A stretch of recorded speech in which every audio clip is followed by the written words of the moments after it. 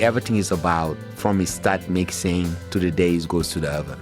Every step the way. If you become lazy, you will do an average croissant. It's still called a croissant, but you're not going to do any justice to it. It's very finicky. This is Taste. I'm your host, Aliza Barbanel.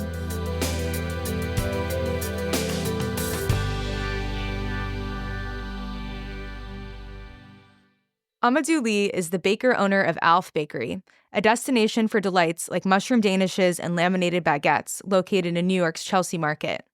After 18 years of working in restaurants in New York, as a dishwasher to a pastry chef to a chocolatier, he apprenticed under Roger Gurral at the iconic Arcade Bakery. Arcade closed, and now he's making some of the most exciting bread and pastries in the city at ALF, and we talk about it all in this episode.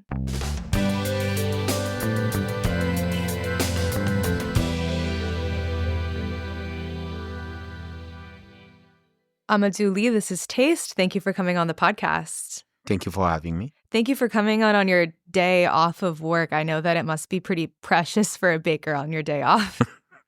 I had a couple of hours before I get here. So for bakers, there is literally no day off. Yeah. What were you doing work in the bakery this morning still, even though it was closed? Receiving deliveries, doing a couple of work for the next day. So you have to be ready. Yeah. How early do you wake up in the morning? It depends. I try to wake up around 4:30 a.m. every day. Depends who is at the bakery. Now I have a couple of strong people. There are days that I wake up literally at 6, so I get a little sleep. Sleeping in until 6 a.m. Yes. That's kind of the baker's way, isn't it? Yes. It's kind of a luxury for me as a baker, but because, ALF is a different bakery, it's a different philosophy. Most bakeries, people come at 2 a.m. We don't. My first baker gets there at 5 a.m., 5:30, 6 a.m. What is it about ALF and the philosophy that lets you have those extra hours in the morning? When you let a team of bakers overnight without any supervision, most of the time you have a mediocre product, because normally that shift we call it the graveyard shift. Mm-hmm. You have only workers, not people that really put an input to a product. So the quality might differ. For people that do wholesale, that works for them. I'm a bakery that opens at 9 a.m. Therefore, I'd rather have a fresh product on the shelf that it baked around 7 a.m., 8 a.m. Therefore, my customer will have a fresh product. So there's no reason for me to bake at 2 a.m. for things to sit on the shelf, like most bakery do. So it affects the products. Yeah. And the timeline is different also. Yes. So I want to talk about ALF, but first I just want to get a little bit of background. Could you tell me just what drew you to baking in the first place, and how long have you been baking? It's a long story. I come in here to study, but when I came to America, I landed in New York. Funny, I needed pocket money. I started working for restaurants. My first gig in a restaurant was a dishwasher at a restaurant called Union Pacific. Early 2000 with this chef named Rocco Di Spirito. Great chef, very temperamental, but great chef. He was like the next big chef in America. And I think I learned a lot being a dishwasher, moving as a pastry cook, and I see the dynamic in the restaurant. I decided to be a chef. So that's how it started. Yeah. And then over the years, I grew as a pastry cook, a pastry sous chef, a pastry chef, and I did some chocolate work. And I worked in, cafes, Michelin stars, lately on the Michelin stars. And I didn't like the lifestyle of chefs and the fine dining. And I had an opportunity. I met Roger at Arcade, And I was just finishing my work at All Good Things, which is one Michelin star in Tribeca. He was a block away from us. And I stopped there for a breakfast, and I loved his work, and I loved the space. I loved the smell of the space. And I had a great croissant. And I couldn't believe it, because really I had a croissant that you say, whoa, this is it. This is a product. And I went home, sent him an email, and he got me staging with him. And after 3 months, he offered me a job. That's making bread. I've done bread, but not like I did with him for 4.5 years. So he shaped my my vision and how you call it, my experience in the bread making. Yeah. It's funny because I had that exact same experience eating a croissant at Arcade. And there is something about a really good croissant that it's elusive. It shouldn't be so hard to find because the ingredients are so simple. But then when you have one that's really good, like, what do you think makes a really good croissant and sets that kind of work apart? There's different parameters of making like a great simple product that is, like you said, an elusive product, because people tend to cut corners. When you start cutting corners in a simple ingredient, things that were supposed to be simple, you're taking maybe 70% of the product, because it's all about fermentation, about croissant. There's also fat, butter, good butter, fermentation again. So people tend to forget that everything is about from you start mixing to the day it goes to the oven. Every step the way. If you become lazy, you will do an average croissant. It's still called a croissant, but you're not going to do any justice to it. It's very finicky. Yeah. I want to talk about the laminated baguettes also that were being made at Arcade that you do now at ALF. I had never had one before I had one at Arcade, maybe in 2017 it was. And it's such a surreal experience. I feel like for me, I'd always thought that laminated pastry like a croissant and bread were separate, and to have something together was so unusual. Had you had one before? And like, what is the process of making one? Because they're very rare. They're kind of hard to find. Yes, you're right. Because laminated baguette, Roger used to do a lot of competitions, bread competition worldwide. I mean, he's a master of bread maker. So during the competition, even in France, you will see them laminated baguette. Is one of these pieces that is for a showcase. Like a baker will do it, but it's not for production, because there's so many steps that bakeries are like, no, we're not going to mess with this, because it's like time, is money. It's like different steps. You're doing a bread, and then you go into lamination. So you having another step.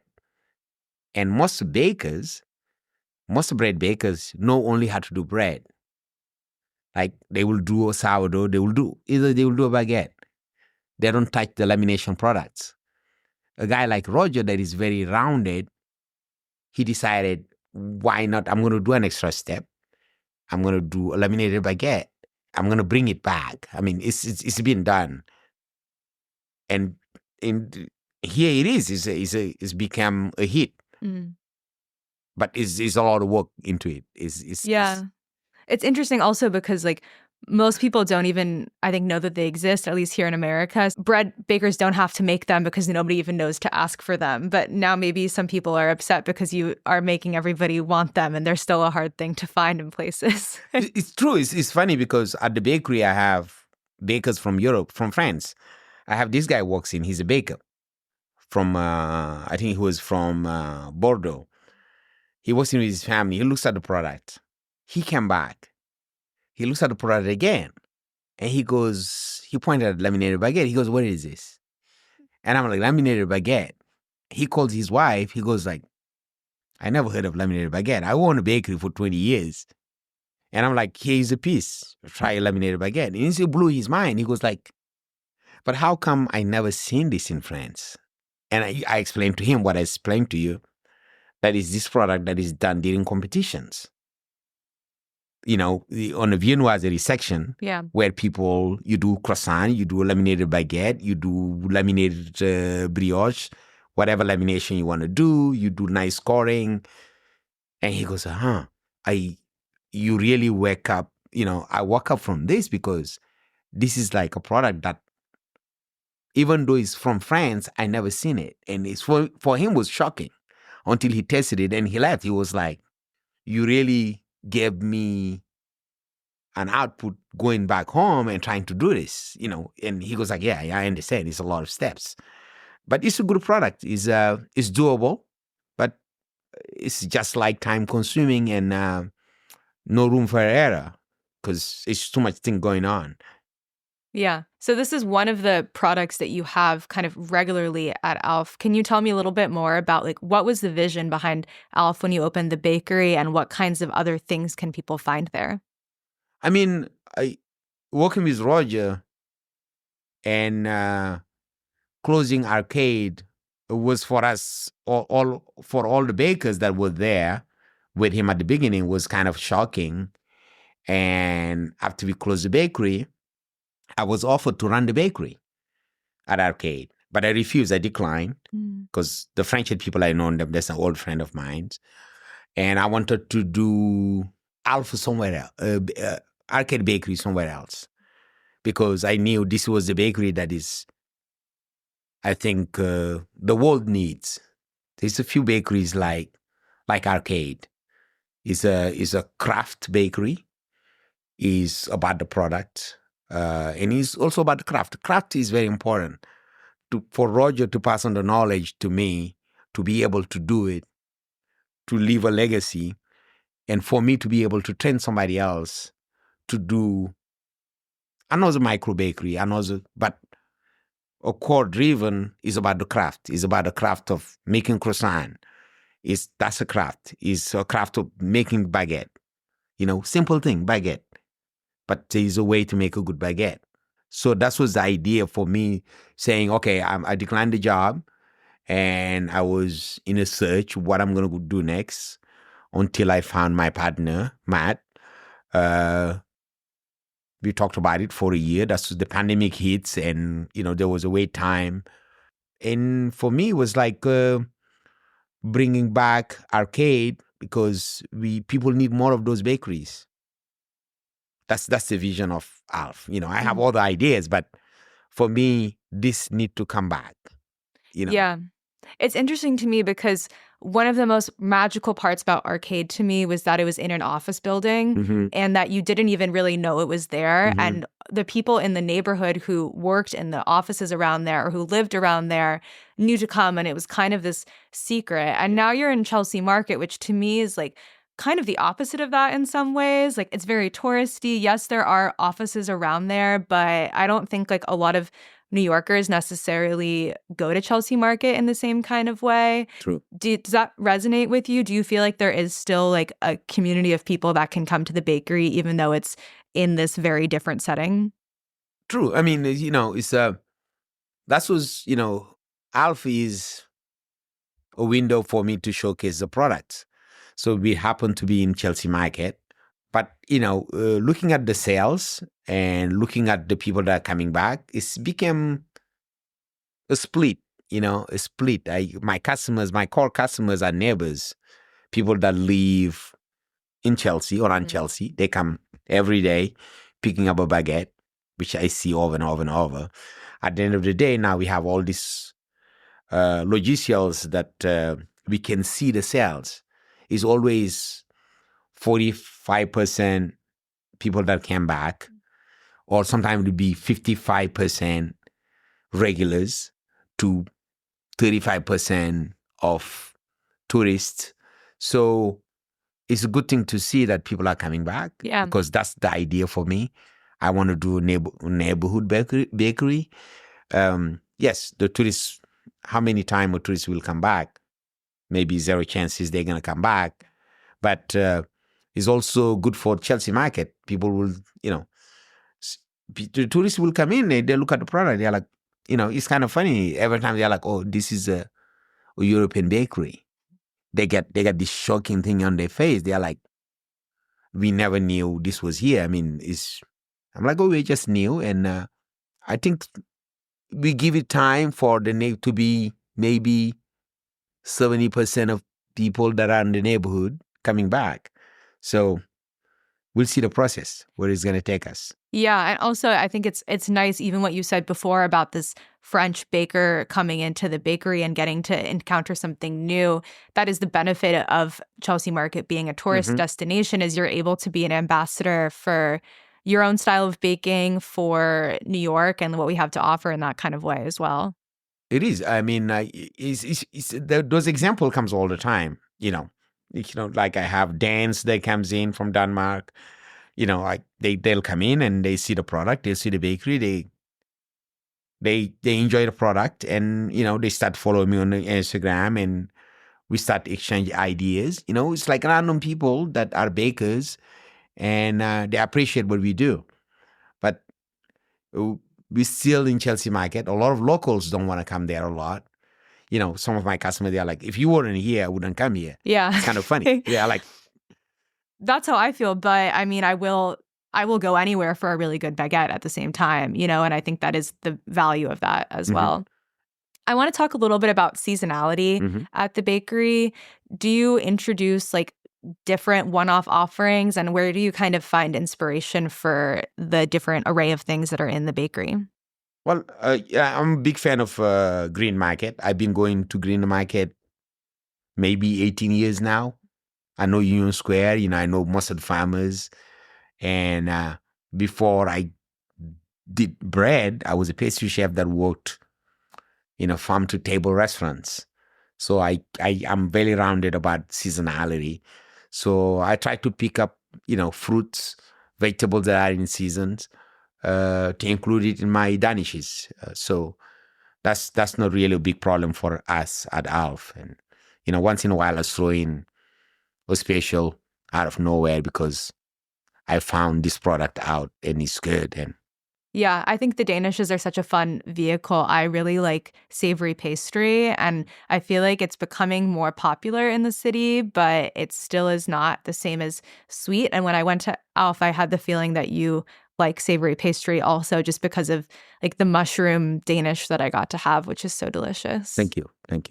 Do you feel like savory pastry is becoming more popular here in New York over the past years? Yeah, I've seen a lot of bakers now doing it. But, sometimes if being a baker is also about, a good baker will know savory dishes, right? Everything have, I'm offering now the leek Danish and bechamel. Where'd that come from? So you eating a leek bechamel, it reminds you the French soup, like a vichyssoise. So you have to have a background about, it's not just the idea of making a savory Danish for the sake of it. For me, the core thing is about classicism. So when you're having a leek Danish, you're like, wait a minute, this tastes like a vichyssoise. And that's the idea behind it, but done in a croissant shell. But everything have to be, I don't know how to phrase it, have to have a classic background. Yeah. Have to have a foundation for it to be very good. But it's good now to see bakers are coming to do a lot of more savories, because it's not only the sweets. Yeah, it's a bigger toolbox, or like a bigger paint box to work with. You talk a little bit about classicism and how you like to be grounded in that. And obviously you have a really impressive and long career in restaurants here in New York that you're drawing from. Do you find inspiration from like old cookbooks or like other kinds of technique as well? Yeah, I mean, old cookbooks, I collect a lot of old cookbooks, and I think they are here for a reason, and they're expensive, but they helped me a lot they gave me an idea. They don't give you the recipes, right? Those books mostly are about the photography or the philosophy of a chef, right? Like, we'll take an example of Michel Bras in France. Very good in vegetables, blanching, techniques. Sometimes it's not about recipes, it's about inspiration from those cookbooks. You got them and you're like, oh, wait a minute, this guy is doing this. I could do this with a croissant, or I could do this with an apple, or, something like that. Yeah. Where are you collecting these old books? I'm so interested. I used to go a lot online. Yeah. I go to Abbey Books in England. Mm-hmm. I go to random French bookshop in France. When I travel, I always go to an old bookshop. I used to go to the Strand bookshop on what, 14th, 15th Street. Yeah. They have the room, the collectible room. They used to have a lot of those books in there randomly. They used to because you bought them all and now they're all gone.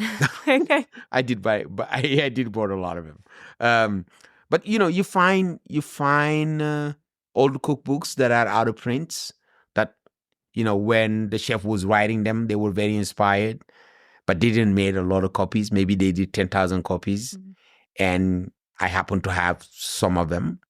I collect Japanese cookbooks. Yeah, I like food in general. I'm not only.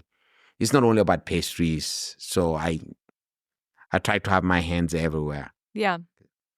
Have you been to Bonnie Slotnick? Yeah, I used to be one of when she was in the West Village. I've been there many times. She's a very nice lady. But my cookbooks, the one that I collect, are very hard to find. They're not. You don't see them all the time. Yeah. So I randomly will get inspired by an older chef and start Googling and see the work. So now you have a chance to find a book from them. Or you travel, when I go to Paris, I go to bookshops, try to find those books. Some people will have them. They don't know the values of the book. Like you go to an art shop, randomly they will have a cookbook. They don't know the value and they will price it a fairly good price for you to buy. That must be like a big rush when you find one and you get it on a really good deal. Yeah. I mean, that's, I collect art books as well. So that's how I get into this. That's why I have, randomly have these crazy cookbooks. Yeah. We talked a little bit earlier about a really good croissant and how those are kind of hard to find. I'm curious, when you go to a bakery that's doing laminated pastry, maybe it's in Paris, maybe it's here in New York, like, is there anything that you order to kind of gauge the quality of the bakery, and like what kinds of traits do you look for in a good croissant, for example? It's hard. I mean, it's like that's another thing. I hadn't been to Paris for 5 years. The last time I went, we went to this, bakeries. It's funny because 80% of the bakeries didn't do the croissant. I was with my wife, right? We'll go, I'll buy a croissant, we'll buy a baguette, we'll buy sandwiches.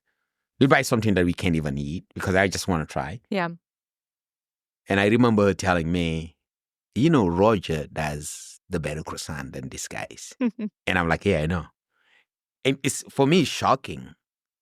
But I was talking to this woman that used to do an investigative of food. She works for magazines, but nobody knows who she is, right?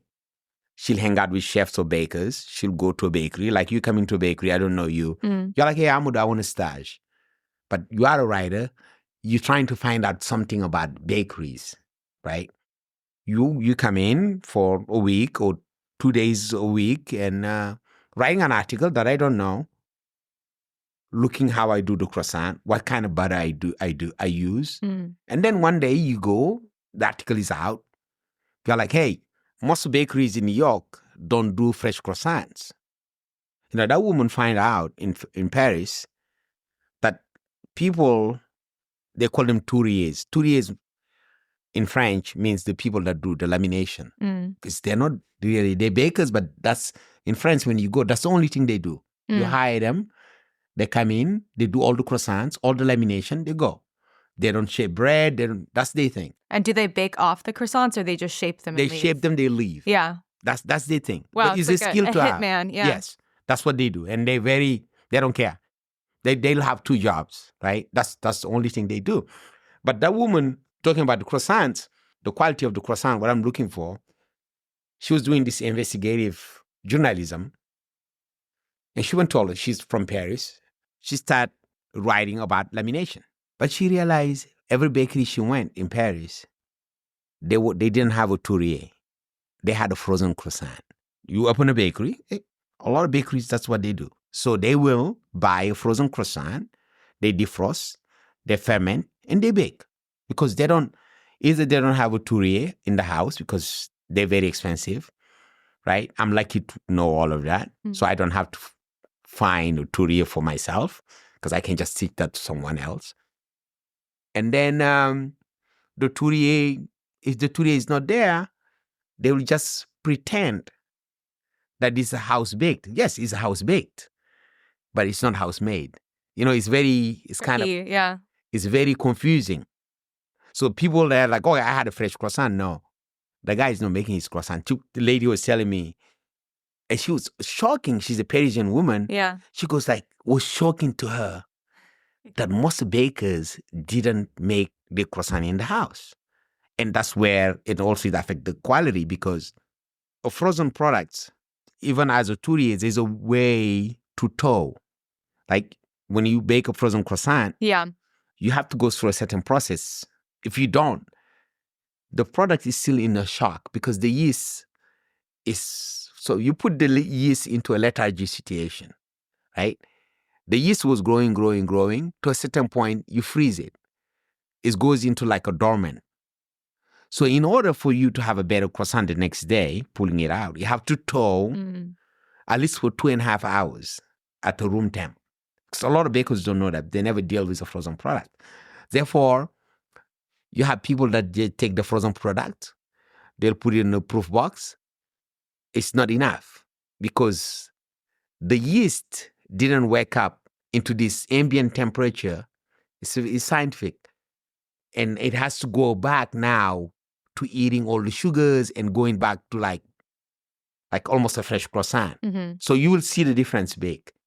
You will eat, you'll taste, but it's not really a great product. It still looks like a croissant, but it's tricky. Yeah. I love that this is like the French version of investigative journalism, is finding out that all of the croissants are frozen. I feel like as we're talking, I'm thinking a lot about this idea of mentorship and teaching things on to the next generation. The fact that you know how to do lamination and that you learned from Roger. Is that something that you are prioritizing in the bakery at ALF, like teaching these skills on to the next generation? Yeah, I mean, it's a part of it because, I can't be at the bakery all the time. I miss traveling. I have to pass on certain knowledge to a team member. That's how you transfer knowledge. That's how I got the knowledge. I tell that to my bakers. I said to them, listen, I didn't invent all of this. I'm creative. I have a lot of background. I did private events. I did chocolate work. I was a pastry chef for years. So I'm very rounded. You have to take something out of it. I'm teaching them. And I think that's one of the priorities for me. Hopefully, I'll find someone that is like me, that want to grow, that want to absorb like a sponge. And then that's transferring the knowledge to somebody else. Because, I tell them, hey, I didn't invent this. I didn't invent a croissant. I didn't invent a laminated baguette. I do a good one. But you have to immerse yourself into it to be able to do it. And that would be beautiful for me to see that people can grow and learn and move on. But now we have people, a lot of people don't want to spend time learning, to what I notice, right? They'll come in, they'll learn the basic lamination, but it's not enough. You can learn the basic lamination, but if you're not a problem solver, you're not a good laminator. Because it's going to come to a day where somebody have made a mistake, you can't fix it because you didn't learn how to fix the problem. But you learn the basics, but there is problem fixing. It's not only about that. My job is to be the guy that fixes the problems most of the time. Well, I think it's great to be thinking about teaching the next generation, because I would love to live in a world where there are more laminated baguettes in more places and more people can learn about that. And to close today, I want to play a little rapid fire game with you. So I'll give you a prompt and then you'll tell me the first answer that comes into your head. Your favorite item at ALF right now? Baguette. The most difficult item to perfect at ALF? A croissant. Your favorite bakery in New York City that is not your bakery?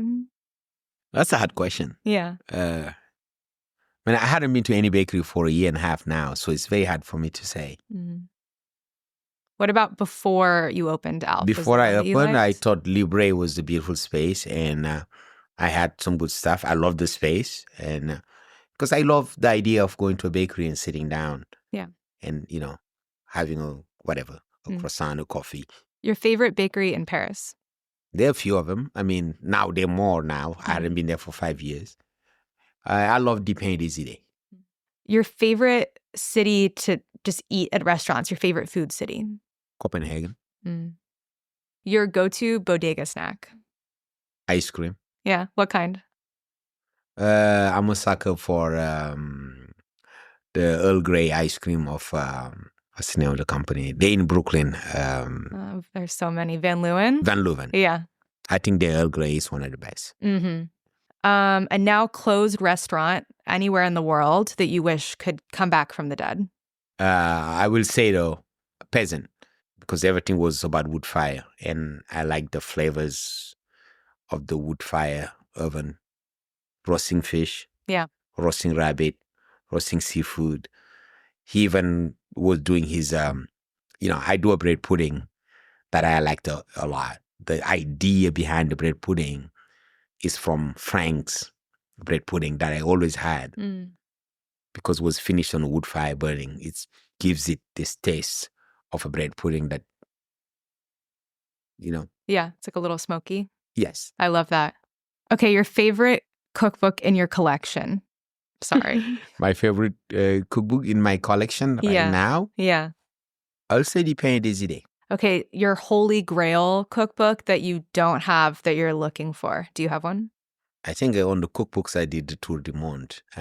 Well, I have most of the cookbooks that I needed to have. And no, I think I'm good. Okay, that's very responsible. I'm satisfied to what I have. That's good.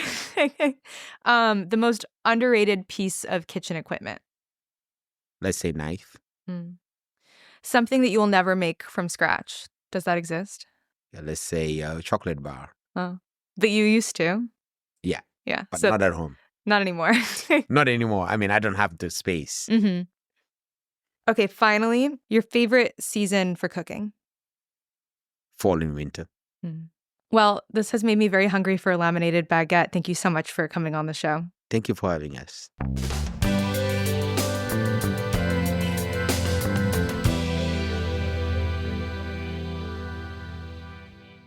So, Aliza, we're back, and I just wanted to tap your brain a bit about bread baking.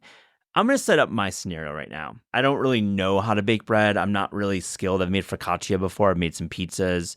But I just spent a week in Puglia and Naples with Mauricio Leo, a terrific author of The Perfect Loaf, and a great guy. And it was a part of Taste Travels. And the group that had assembled for this trip were all really passionate bread bakers. And so I learned so much from speaking with them one-on-one and hearing the discussions with Mauricio that we did throughout the trip. And I came to a conclusion that, bread baking is not necessarily about making the bread fully, and I'm talking about sourdough mostly, where you have a starter and you're using this like technique of sourdough bread baking that has become so popular. So like you can make bread every day, you can make it once a week, and you can have bread in your home. That's it. Saves a lot of money. You get to have like something great to share if you're making multiple loaves. Keep one for yourself, give one to your neighbor. Wonderful community around bread. But in speaking with the travelers, I got a sense that many of them, there were a few retired folks who were busy as well. So like both sides of the like free time spectrum, they did it as a way to like unwind, as like a hobby almost, as like a way to get into a process, thinking about math, thinking about craft, physical nature with hands and kneading, shaping, the multi-steps. I think that there's like a level of like brain smoothing happening for these folks that I never really kind of got. I'd like, certainly we've run stories about bread baking and I've like written about bread, but I'm not really in that zone. But Aliza, I want to change this. I want to actually create, I'm going to call it a bread practice. I want to do a bread practice, like starting maybe in January. And I wanted to share my thoughts to see what your experience is with bread. And I have a few ideas for my own, like where I'm going to jump off, but I'd love to get your take. Yeah, I think that bread people are a really specific kind of baker, and it's a different kind of person than somebody that does cake or cookies or other things. And it's funny because I've been thinking about this a lot because we're working on the new issue of Cake Scene, which is bread focused. And so I'm editing a lot of varied bread stories and recipes. But I think that people who bake bread, which I had a sourdough phase for a significant period of time, so I would count myself as maybe like a lapsed member of this church, are interested in cultivating life. It's like having a pet, having a starter. It's something you have to feed and take care of. But I think when I got into baking sourdough, what I really liked was watching the dough grow in size as it proofed. And like, I think when you're baking a cake, that kind of action happens in the oven, right? When whatever leavener you're using is being exposed to heat and it's rising. But when you're baking sourdough, you're leaving this dough out on your counter and doing things and coming back to it. And there's kind of physical, literal proof and signs that it's alive and that it's changing. And I find that to be very meditative. So I think that one of the first steps you should embark on if you're trying to do more bread baking is just to kind of commune with the microorganisms in your home and in the bread, because that is really what's making the bread. You're just kind of the vehicle to help them. So when you were making bread and you were doing a multi-day process and proofing, did you feel like you were making too much bread for your household, and were you sharing it? 'Cause I don't want to waste. That's like maybe my odd aversion to doing it, because I just don't think I'm going to eat this much bread. We definitely ate a lot of bread. Yeah. I think having like warm, freshly baked bread, there's just something about it that you're going to want to eat it. Also, freezing bread. Even when I buy bread today, I freeze half the loaf in slices right away. Then I can toast it off as I go. Also, this period of time was right before the pandemic and then during the kind of first 6 months of the pandemic. And I got into the habit of making 2 loaves and giving 1 loaf to, like, I was a part of a community that was baking for first responders at hospitals in New York. So every week, 1 loaf went to them, and then 1 loaf was for my home. Half of that would be frozen and half of that we would just eat ambiently. And I did find myself eating more bread because it was available to me. So I think you might be surprised by how your bread appetite would change. It's really, really smart. And I'd love to tap more into that as my bread journey continues. Why did you stop? My life got busy and I killed my starter.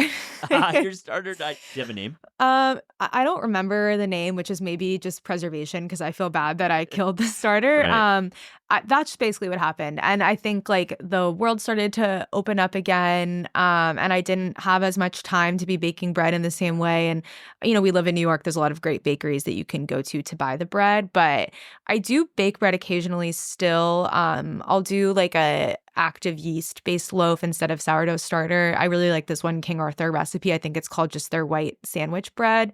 But every winter I do think about maybe I should get back into sourdough game. Sourdough again, because it is like really meditative, and I love the feeling of opening the Dutch oven and seeing this beautiful loaf that you've created. I think it made me feel like I was more prepared for the apocalypse, actually. I love the idea that you tap into about the proofing process. You don't really see cookies and cakes rise.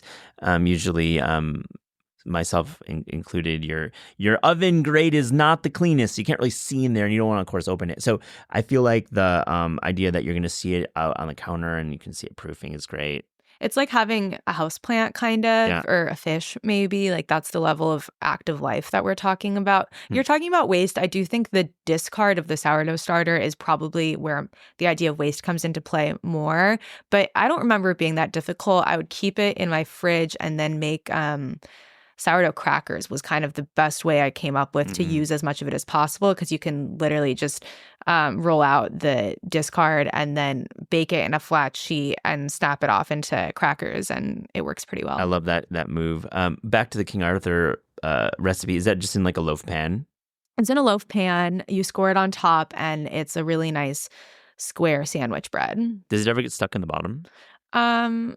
Not that I can recall. I feel like you grease it down with a little bit of oil, and then you just have to let it cool, and it Let comes it cool off. and Okay. it pops out. Yeah. Yeah, exactly. But I do think there's something more satisfying about physically shaping the loaf like you do for sourdough to cook it in the Dutch oven. Basically, the technique that I would do, which is I think a Claire Saffitz guide that she wrote for the Times a couple years ago of how to bake sourdough bread, is this series of stretching and folding that you're doing to kind of build up the dough, and then you kind of just massage it into a circle and put it in the Dutch oven and cook it. And then you get the kind of round, burnished, scored loaf that you would expect. Did you ever do the cool designs on the top, like the slashes? I didn't really get that far. I think I was scared to overly cut it. And also I just wanted to get it in the oven. Yeah. But I think if I started again, that would be of interest. So my journey is going to include, of course, Mauricio's book. It's now my North Star and my text. So my guy Mauricio is going to lead my education. Richard Hart has a new book that we put out this month, and it looks cool. It's a little advanced, but I'm thinking I'm going to learn a lot from that. And also, Ali Stafford's Bread, Toast, Crumbs is a great starter's guide to book. It's a great starter's guide to baking bread and then cooking and using bread as a ingredient. So shouts to those books. I'm going to maybe do a focaccia, though. That seems like the kind of foolproof bread starter. Yeah, I have to shout out Sarah Jampel's No Knead Focaccia recipe for Bon Appetit that when I was working at Bon Appetit, basically, which was the very beginner-friendly cooking section, did a whole baking program, and that was one of the first recipes for it. And I remember it being maybe the top performing recipe of the entire year. It went kind of viral. Gigi Hadid posted about making it. It had this whole moment. But it is just a very good focaccia recipe, and there's something really satisfying about getting to punch down all of the bubbles with your fingers. That's how you get the classic focaccia dimple. So it's very soothing. Very tactile. I love it. Well, thanks for your bread journey, for sharing those details. Yeah, thank you for not judging me for saying that I killed my starter. No judge zone here. Yeah, maybe we'll start again.